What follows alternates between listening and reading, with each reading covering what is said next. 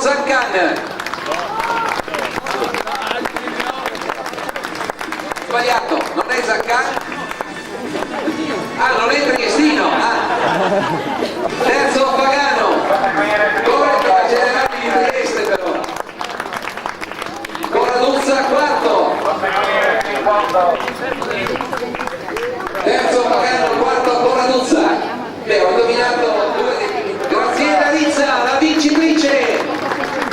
L'applauso per la coriziana Graziella Rizza, che difende i colori dell'Olimpia Terenzano Arteni ABS. La seconda delle ragazze con la maglia del Marathon Trieste, neocampione italiano del Cross Juniores. Arriva Matteo Chiocchio, Manda avanti, andate avanti! Graziella Rizza di una decina di secondi.